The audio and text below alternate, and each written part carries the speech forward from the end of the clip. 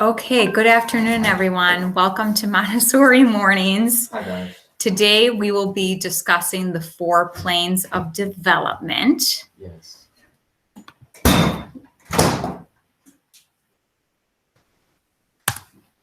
Okay, so what exactly are the planes of development? Each plane lasts 6 years. So we have 0 to 6 years old, 6 to 12, 12 to 18, and 18 to 24. And we'll be going over the characteristics of each plane and how you can sort of help your child through that plane, or just noticing.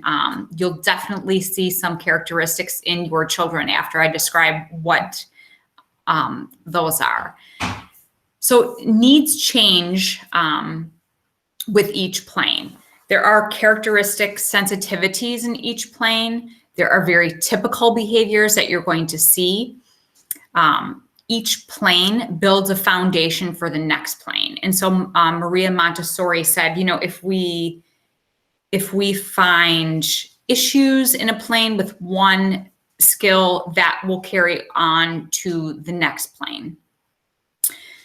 Each plane has 2 subphases. So the first subphase is where the greatest change occurs, and that second subphase is where everything solidifies. So example, in like the first plane, when we're talking about language from like 0 to 3, that's where that, you know, everything they hear comes into play. And then 3 to 6, that's sort of where it solidifies and they start using more language.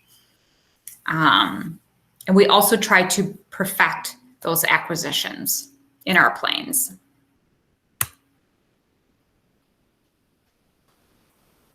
So with each plane, most of the child's development is internal. So we can't necessarily see what's taking place, right? But a lot of it can be external, like the walking process, the crawling process, the talking process. So we really have to be aware when we go through these characteristics that, again, a lot of this you're not going to be able to see, but just to be aware of it so you can sort of adjust with your child. You know, the planes, they leave the child vulnerable due to this rapid development. And we really see rapid development in the first plane and the third plane. So you're going to notice, again, so the first and third are very similar. Dramatic changes. If you think about the changes from a 0 to 6-year-old, immense. Also from the 12 to 18-year-old, and you will see similarities in those planes. And they also say this. She says the second and the fourth are very similar as well. Sorry, we have somebody new coming on. Hello.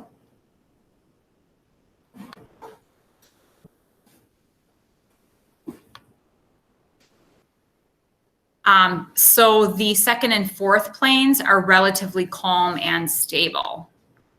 Let's see who we can. Okay.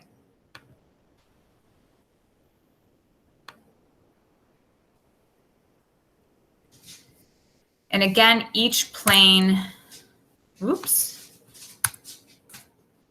each plane builds a foundation for the next one. So again, if there are obstacles in a plane, they will show up in the next plane. Sorry, I'm just admitting some more people.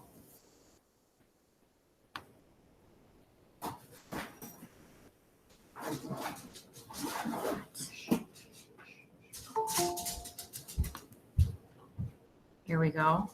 Sorry, guys. Plus, I'm trying to do both screens at the same time. Here we go. Hi, Monica. Hi, everybody. Sorry, better late than never. That's okay. Just so you know, we're recording, if that's okay with you. Yes, that's fine. Thank you. Wonderful. Okay. So let's talk about this first plane, which is 0 to 6 years old. This is the plane of self-construction, right? We learn our native language. We adapt to any culture that's in. And even if that language is very complex, right? English language tends to be fairly simple. Even if it's like Mandarin, you acquire that language, no matter how complex. In this plane, we gain independence. We walk. This is the foundation of their personality. And you may have heard before that personality develops typically by the age of 3 or 4. It's a done deal. Most of our personality is, and I think if you have 1, 2, 3 children, you can sort of tell that right off the bat. By 2 or 3, it's like you definitely see those personality characteristics. Of course, they're very self-centered in this plane from 0 to 6. And it's those human tendencies, which I think we had last. Did we have that last Montessori morning? This is where the human tendencies guide our development. So this is where the absorbent mind, Maria Montessori actually has a book entitled Absorbent Mind. So this is where the absorbent mind is prominent. After the first plane, we no longer have the absorbent mind. And why do we have the absorbent mind? It allows us to pick up all of those intricate skills like walking, talking, absorption of culture. And it truly is amazing from 0 to even 1, the amount of growth that takes place in a child, right? We're learning to have our head up, we're crawling, and then we're walking, all in this amazing, typically 12 months. So 0 to 3 is that unconscious absorbent mind. They absorb everything from language, behaviors, movements. Absorbent mind does not discriminate, right? So they can't tell what is positive in a situation nor negative. They just pick up everything that is there. So, I always tell people we have to be very mindful of what we are exposing to our children, because they will pick everything up with that absorbent mind. 3 to 6, that subphase, that second subphase, they're more conscious of themselves. They gain memory of tasks. They concentrate more on fine motor skills, and this is where they classify information. So we'll go into more of the characteristics. So the first plane, as you could probably guess, is the most important. It has the greatest physical growth in his or her life: physical, intellectual, emotional, social, and spiritual. So these are the 5 key components that we're going to touch on for each plane. Does anyone have any questions so far? Please ask if you do. Okay. So here we are in our first plane, and I'm going to be looking over to look at my beautiful theory album that we did in Montessori training. So every Montessori teacher has a theory album, and this is where we talk about all of these amazing theories that Montessori came up with. So the first plane, physically, this is where our nervous system grows very rapidly. We gain that ability of movement. The abilities develop very impressively. Like I said, with the holding head up and the crawling and the walking, really only in the matter of the 12 months. Sleep is essential. They are likely to gain disease in this phase due to the rapid growth. And so you can start sort of comparing this first plane to that third plane, which is 12 to 18 years, right? Sleep is important. Nutrition is important, rapidly growing physically. So the social aspect of the first plane, they're very self-centered, as they should be, right? They're very interested in others' actions, and you definitely can tell this. They're great observers because they have that absorbent mind, right? They're trying to bring in everything from their environment to learn, whether it's language, physical movements, culture. They definitely need stimulation from social interactions. So I always, tell people when you have that little one, talking to them, even 1 month, 2 months, 3 months, 4 months old, that acquisition of language is so important for them to hear us speaking, whether it's to them or have them around, really rich language environments. The intellectual aspect of the first plane, they are interested in everything. Their senses are super important, and this is how they pick up what they're learning. So their senses are picking up information from their environment, and they're leaving impressions. In the primary classroom, we actually have a part of the classroom that is called sensorial. So we like to touch base on all of those senses, whether it's vision, hearing. We have stereognostic activities that really play into this sense of emotions, how we can gain information through all of our senses. Let's see, exploration, also very important. And if you notice in the primary classroom, this is why we have freedom of movement, right? They are able to explore with the brown stairs or the red rods for an hour, 2 hours if they choose. And this is very important for that exploration. Also, manipulation. Everything in that primary classroom is usable, is touchable. We have nothing in a room if they've, gotten a lesson on it. Everything is for them to see and for them to touch and to manipulate and to explore with. This is also where our sensitive periods come in. Montessori said children have sensitive periods for acquiring language, for acquiring movement, and the classroom really plays on that. We often, in an email to a teacher I had last week, we were talking about letter acquisition for a particular student, and she said, I think he's just beyond his sensitive period. So these are terms that we, as Montessorians, use in our regular language. I probably wouldn't use that with anybody else that didn't know. But certainly, if you talk to any primary teacher, you can really sense when a child is having a sensitive period, especially to letter sound and number recognition. Sometimes you try for 6 months and they're just not picking it up, and all of a sudden, boom, you're like, oh, they're in their sensitive period. And so you really hone in on that skill during that sensitive period. The sense of order is essential for learning these intellectual skills.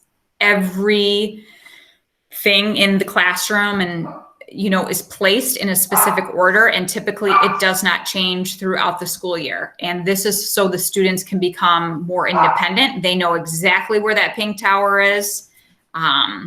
It's that sense of order. And I strongly encourage the parents to having, that sense of order in your child's environment as well, whether it's their bedroom or kitchen, so they can be independent that way.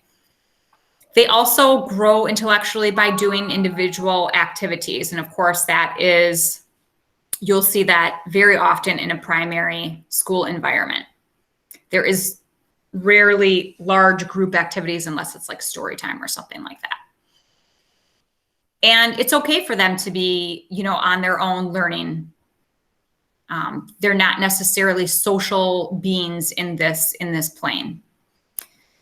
So emotionally, what do they need for us in that first plane? Love, security, consistency. And this is where they're really finding, their place in their family.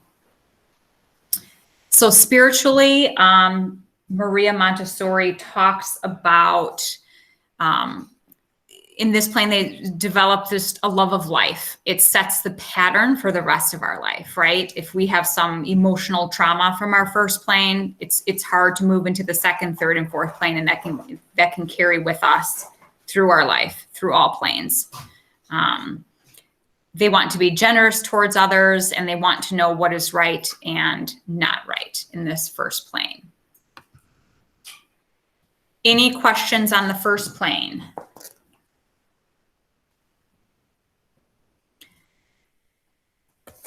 And so the role of the environment in the classroom in the first plane is, again, what I touched on how we learn from our 5 senses. They need to be active, right? Hence our students' ability to move around when they choose.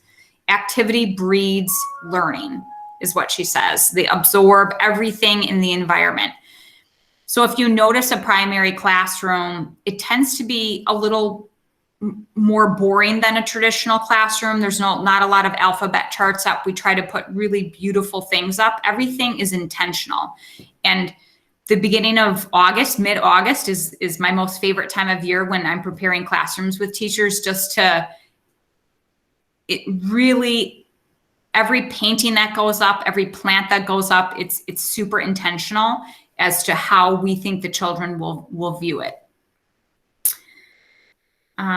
So again, I talked about the needing space for movement, which satisfies his need for exploration. Meaning communication, which I talked about with the child, is essential. I have fallen into this trap.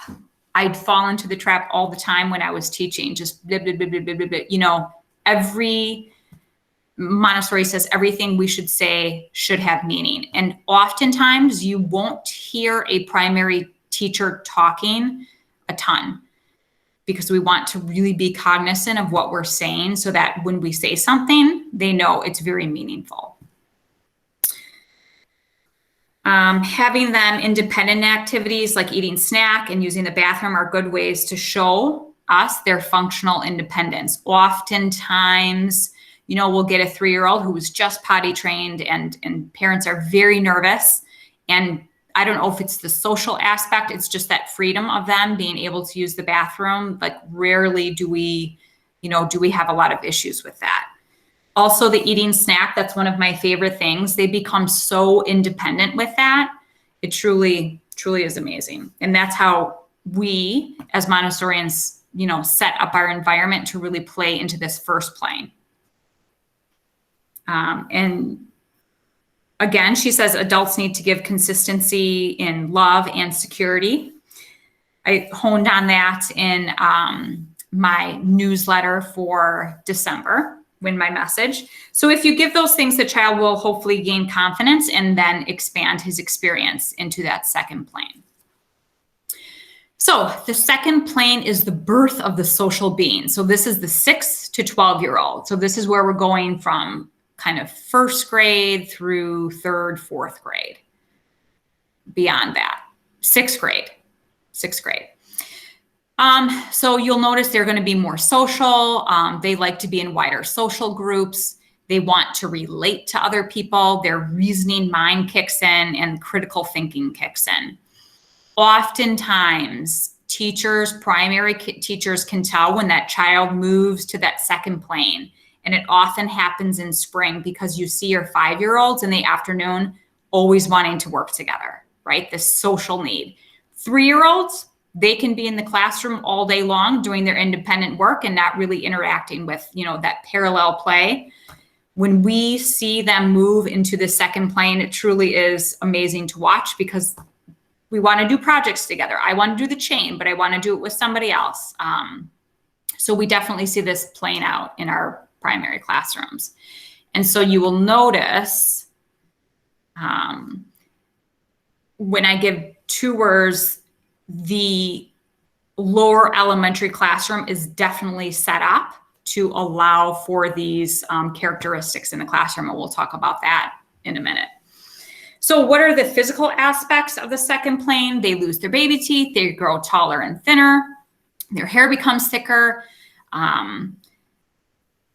You know, they take greater risks physically and intellectually as well.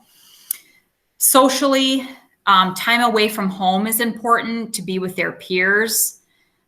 They really enjoy making friends in this second plane. They like to make rules. They like to be rule followers. They need rules. Or rituals. They also are, this is when they can become very loyal. She also talks about how, you know, justice is and those rules are very important. You will notice like a 7 or 8-year-old, if a teacher is not being consistent through rules, that they will pick up on that very quickly. oh, you let them go to the bathroom, but you didn't let me. So that definitely is a characteristic in that second plane. And, if you have an 8-year-old and you also have a 3-year-old, that second plane child notices how you're reacting differently to that first plane child. Intellectually, this is where that reasoning mind comes into play. Imagination is huge here. We typically in primary, we do a lot of nonfiction works, but here's where fiction can come into play into the classroom in that lower L classroom. They learn more intellectually in this plane than any other plane. So if you think about all of the works that we are doing from 6 to 12 years old, right? First grade through essentially 6th grade, that's a lot of intellectual learning we're doing, whether it's math, history, English, language. This is where they're forming their logical mind. They want to know how, they want to know why, they think deeper about things, and they learn best in a group. And again, so you'll notice I often point out to parents that in the primary classroom, you're going to see the individual rugs, the individual tables. You may have 1 or 2 tables that they can work at together. However, in the lower elementary classroom for our second plane children, 6 through 12, you will rarely see individual tables unless a child is really needing that. They really enjoy and learn from each other. You're going to see a lot of group works. And this is to sort of touch base with that second plane child. So again, working with peers brings very strong motivation for them. Emotionally, peer groups, again, are very important. They seek role models. They're a little more emotionally stable in this plane than the first. Hopefully we're not seeing any more tantrums. They're able to sort of, verbalize what they're going through. This is where in our lower L and upper L classrooms where a lot of the history lessons and cultural works come in. Let's see, the spiritual part of the second plane, they develop a conscience in this plane. They reason more. They want to find things behind moral codes. They're very much into fairness, and consistency is super important. When I first started working in a Montessori classroom, I was like, gosh, this is so boring because every day is the same. A lot of people are like, oh, we're not doing Valentine's, and our whole, way of teaching is going to be around Valentine's or the holidays or, St. Patrick's Day. No, we really don't do that a lot. We like to be consistent, and that's because that's what's best for the children. Fairness, again, is very important, that sense of justice. And they also really developed compassion for each other and compassion for other human beings in this plane. So the role of our environments in the Montessori classroom is very different from the first plane, like I said. They still need attractive materials and they need external order, but for a different reason. It needs to be practical.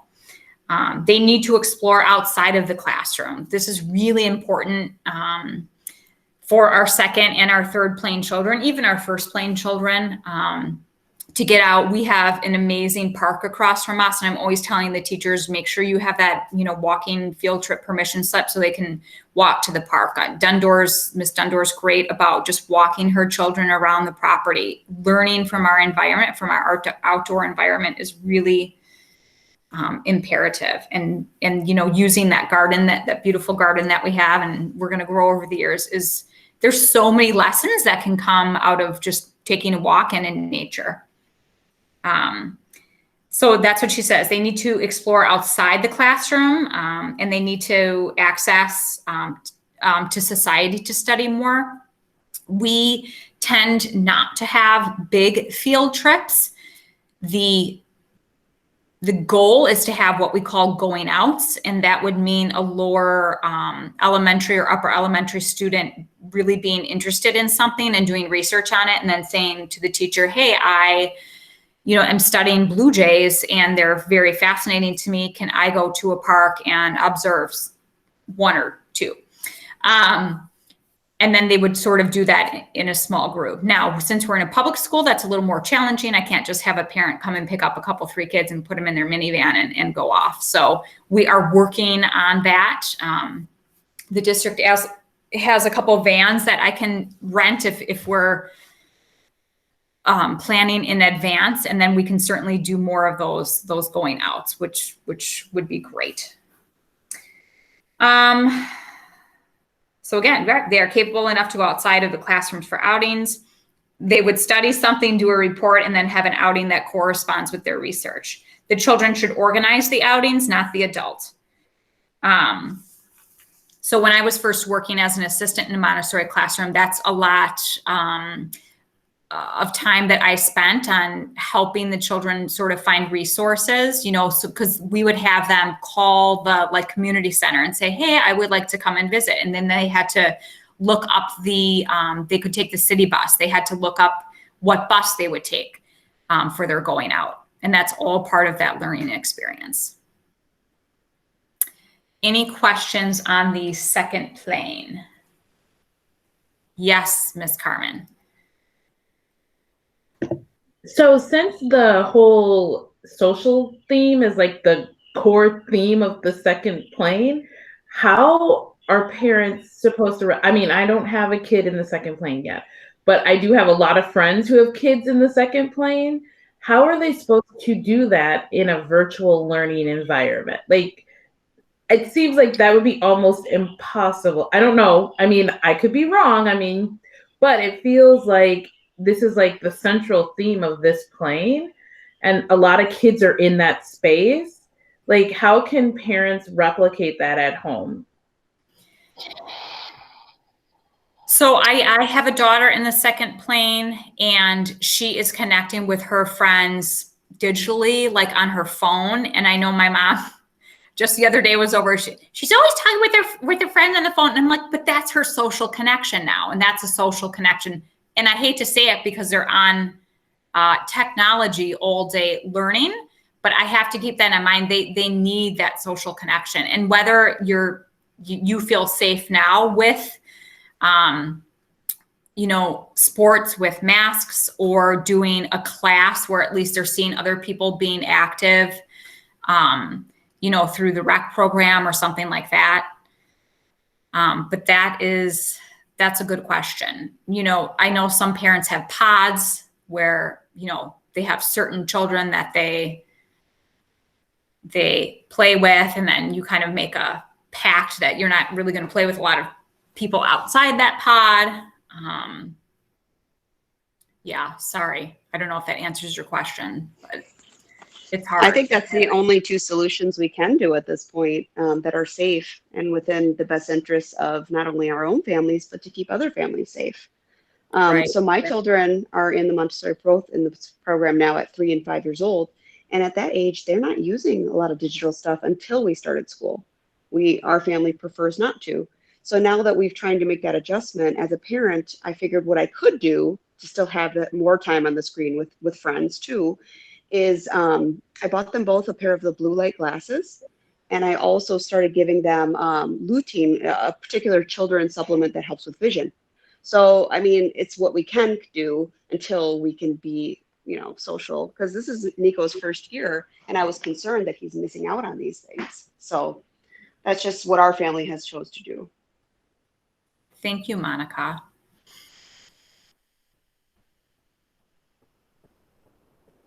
Okay. So now we are moving on to our third plane. So our third plane is our 12 to 18-year-olds. Again, you're going to see a lot of similarities to the first. This is where they're becoming an adult. This physical and psychological growth is immense, just like that first plane. They become self-sufficient somewhat. Pressure is very intuitive in this third plane. Because they're really trying to find out where they'll fit into society and contribute to society. So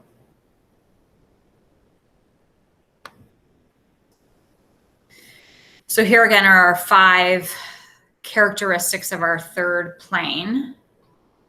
Physically, hormones, exclamation point. I have a 15-year-old son. There are some days I don't, 2-3 days in a row, I don't hear his voice. And then last night, as I'm doing this presentation, he's like, oh my gosh, okay, I have to stop. Their hormones are going crazy in this plane. Again, sleep, very similar to that first plane. Sleep is very important. And this is why, people often talk about, high school starting so early in the morning.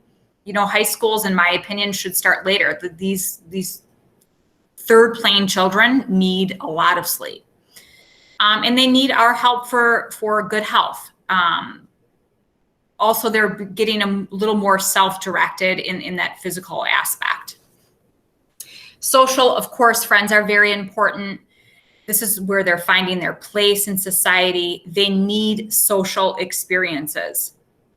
So again, this is a little more difficult, Miss Carmen, in, my son thrives being in his peer group. And so that's really hard, whether it's just them sitting, outside. It's really been hard, I think, for our second and third plane children in this pandemic, socially speaking. They tend to focus more on real role models in the third plane, somebody typically that they know. Intellectually, the capacity intellectually doesn't grow, but the depth does, right? So in that second plane, this is where we're sort of learning all of those basics. And then in the third plane, that's where that depth of knowledge comes in. Their interest is more selfish, as it should be in the third plane. They have more tendencies for creative work. We should be giving them lots of choice in their work. They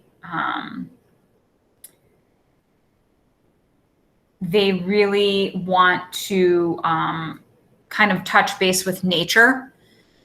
And this is a plane like the first plane, they like practical work. Sort of like our practical life section, which is going to be our parent ed night in January, practical life for all ages. And they really want to find out who they are in relation to society, right? This is where they're really kind of trying to figure out where their role is going to be in society. Emotionally, this third plane, they are emotionally fragile because of all of the changes, the hormones that are going on in their body. They can be very insecure. They're very sensitive. They can be sensitive to criticism.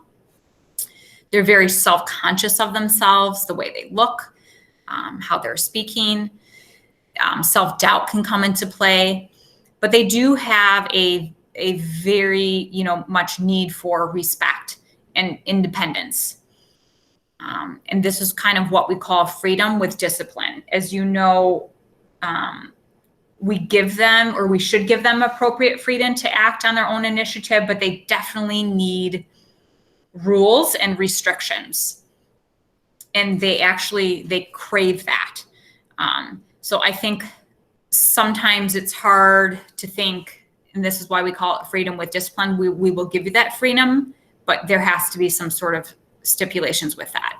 And again, they really want that. So our spiritual characteristics in this plane really just comes through experiences they're having with peers. They are more capable of dealing with bigger and more serious experiences, and they have the potential for great work, but they just may not show it to us. So role of the environment in our third plane. So again, this is our 12 to 18-year-olds. Montessori always talked about having almost like a boarding school set up, like a farm, where they're really independent. They would engage in intellectual and manual activities. Farming is a good example. They would sort of run the farm, grow crops, make bracelets, whatever, and then actually sell them so they can have that social experience. And then they feel useful. They want to feel, that practical work, right? They need to organize their everyday life as well. Like cooking and cleaning is really good. So chores for that third plane child is very important to still keep up with that. They will foster their need to feel independent, right? They have that emotional need to feel independent. I was telling somebody, I unfortunately just showed my 15-year-old son how to mop a floor. And he said, Mom, why didn't you teach me this? I should have known this. And I thought, oh, I failed. But it's something that he thought he liked being independent. And so that's something we need to prepare them for. Any questions on the third plane? They're actually, Nature's Classroom is a school. Miss Smith actually came from Nature's Classroom, and they have a really great third plane learning environment there. It's set up, they have animals. They have a lot of, I think they do soap making and stuff like that. It's not a boarding school, but it certainly is set up in that Montessori philosophy.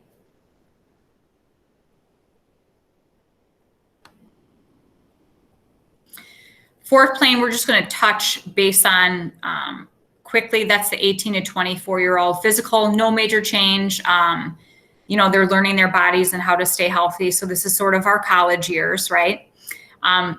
Socially, we find secure places in society.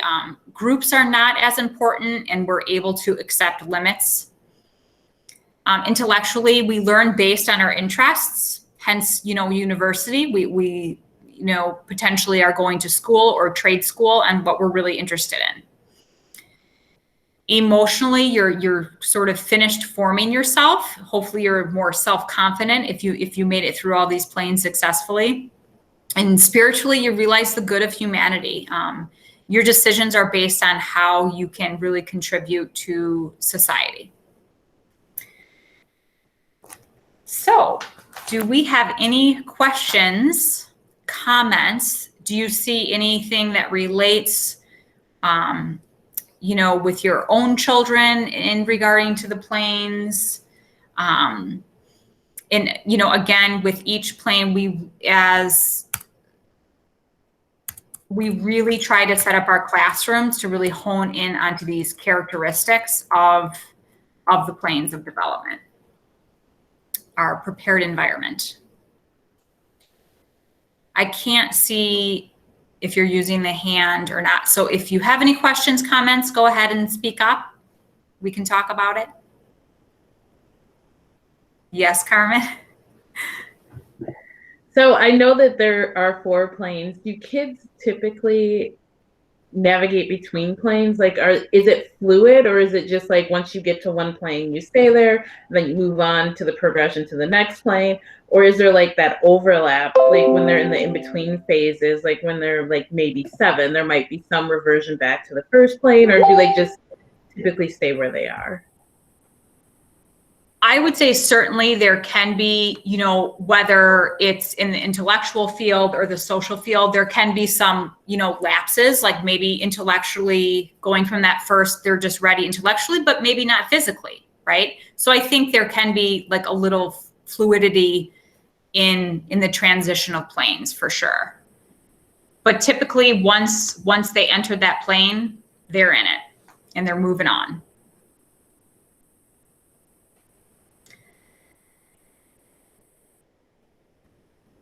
I'm going to stop presenting so I can see everyone. Okay. Does anyone have any other questions? How you can, set things up at home for certain planes for your children? And again, I think once you're aware of it, once I became aware of it, I really, with my own children at home, was aware of what I had to be providing for them. And especially, as a Montessori teacher, again, that prepared environment is huge. And it's really these human tendencies that we have talked about before, and these 4 planes of development are really what guide us in that in that prepared environment. Yes, Miss Heather. So I guess as far as for the planes, having 2 in the second planes and Daisy just going into first grade this year, right? So she came out of the, the program before with having it really set up like we're going to do practical life now, and we're going to do social emotional, we're going to do this work. And now, especially being virtual, that's been a huge shift as far as how to set that up. And I know for us at home, that's probably one of our biggest struggles is she learned how to identify works and count her works and master tasks by that programming that she was taught really early on. And I feel like now virtually we see less of that and less identifying what the actual work is that we're doing. She's asked me like numerous times, like, well, why can't we, because before she got her tablet, when Dylan was still on the computer, I had all her bins set out every day, and she knew what she had to do and what work was next and what needed to be completed, and that whole visual task orientated hands-on where she is in that second phase. And she asks all the time, she's like, well, why can't I just go back to that? I mean, she likes the social interaction of being now having the ability to sit in and work with a class, but we're really kind of struggling finding ways to incorporate the assignments versus having all those categories that are so drilled into them early on. So even in a traditional setting, K-5 to first grade is a huge transition. First grade is business. You know what I mean? And when they're coming from that, you're right, that primary classroom, and typically there's only 10 to 12 students in the afternoon. So they're getting all of that attention, and then they go up into first grade. It can be a very difficult transition. And then now, of course, add on to that, like you said, the virtual aspect of it. And then her not getting that feedback socially is, probably rough as well. So what do you think was the biggest or the hardest transition for her going from K-5 to first, not having those, you said, specific? Yeah, so like we know, like this is a math work, and this is a, this is a practical life work, and we're not categorizing what they're doing, and that's how they're marking what they're doing in completion. So, and then also like with it being virtual, like as a parent, I go in and they see that they know that their work is completed, but there's just different formatting in the classroom, like this is your work, and okay, so we're doing addition today, or we're doing bead bar, but they know it's a math work, right? Yeah. So there's not that same dialogue, and then the completion of work just looks different. So it isn't like they're not having that whole full circle, like I completed this task. You know what I'm saying? Yep, I hear you, because the work cycle, what we call it in primary, is huge, right? Mm-hmm. And in lower elementary, it can look very different because they can be working on something for days. Right. And so, right, getting in again, remotely too, just messes with everything. But having that peer group with the second and third year sort of guiding them through that helps as well. And unfortunately, now we don't have that in a remote setting. But yes, I hear what you're saying with that work cycle. They choose their work, they complete it, they put it away. And again, in lower elementary, that is some of that works, but a lot of that, in lower L, typically if we're in the classroom, the teacher follows the student's interest, and we can incorporate everything into Tigers. We're going to do science. We're going to do language. We can do math with that. Yeah. And so, yeah. And we pulled that in at home a ton. Like, well, we've done the research projects and, baking cookies, and we'll pull all aspects in outside of the classroom, right? But it's just more with the, like, coming back to the levels that you were talking about and helping them do some of that self-identifying and some of those, like, even Dylan, like that whole self-worth thing, having, being able to show that I have a works that's completed, and like we have a separate bin and we're doing a lot of more paperwork so that he can have that hard something tangible. But it's just, So then he talking feels about like he's making- accomplished something. Yep. Yeah. Because Yeah. they need to see that they're doing something. Right. Otherwise, I can feel like the insecurity, because then it feels like we're not accomplishing something. So I can see where that's coming from. Yep. And then too, because we're not in the classroom, not having that one-on-one, they also don't get that same feedback and validation on completed works from the teacher. Like, I finished this, and like, there's days that they're like, I worked so hard on this. And I mean, I do my best to honor that as a parent, but they don't also have that feedback as a child, which going through those cycles that we're talking about are really crucial to their development. Yes, I agree. And that is, one thing, the social aspect of being virtual, that's really hindering their development. Yep. Yeah. Yep. We're all working on it. Just looking at some of the things that you talked about going over and some of the differences. And I know like Monica and Carmen had brought up like how we incorporate those into a virtual atmosphere, just looking at the whole picture of what else we can do at home, and talking with our teachers so that we can incorporate and hit all those milestones with them. Yeah, because even, setting something up like a playgroup online, it just, it doesn't really cut it. I mean, because I know a lot of parents are like, can our kids just meet without having anything academic behind it? And certainly, I think that is a good idea. But it's just not the same as being together. I mean, if parents feel safe, they certainly could set something up at, the park or, to have those play dates, because it's crucial.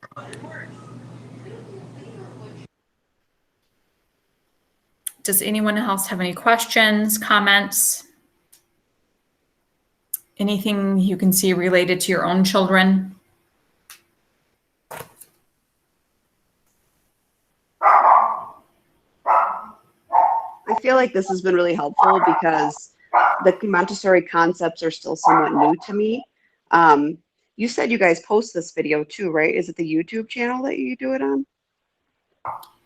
Yes, I will have Natalia. I probably actually won't edit it. I can just put it up on the YouTube channel. Yep.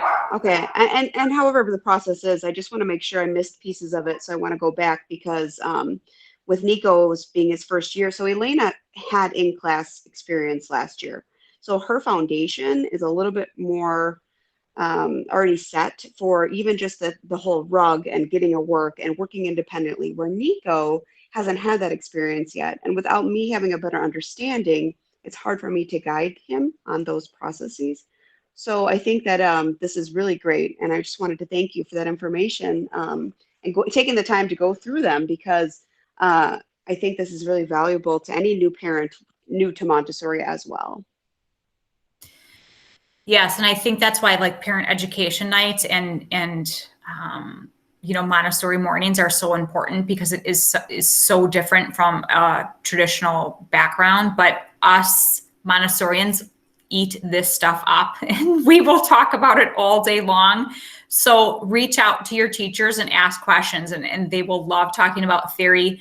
Miss Carmen's on our data and leadership team, and we're supposed to be, working on numbers and our SIP plan. And, she recommended, her and Miss Missy recommended an article we start off with. And, we love talking Montessori. We believe in it passionately. And that's sort of what this article was addressing, that. So anytime you have questions about any of this, reach out to your teachers. I'm sure they would be willing, to talk Montessori theory and give you practical ideas at home. And again, our parent education night in January is, I think I put that in the Wednesday Wireless yesterday, and I'll have it in the January newsletter. It's on practical life ideas at home. So Monica, that would be like, for Nico, like something as simple as rolling a rug, or I told Miss Dundor it's probably going to be sorting laundry, folding towels. But for our older students, right, emptying the dishwasher, taking, being responsible for a pet, anything that's practical and purposeful. So we're going to have a small presentation. We'll have a primary presentation and a lower L presentation. And then we'll have a sheet that we can give out to parents to give you some ideas that you can do at home. So good. I'm glad this is helpful to you. I think sometimes we automatically,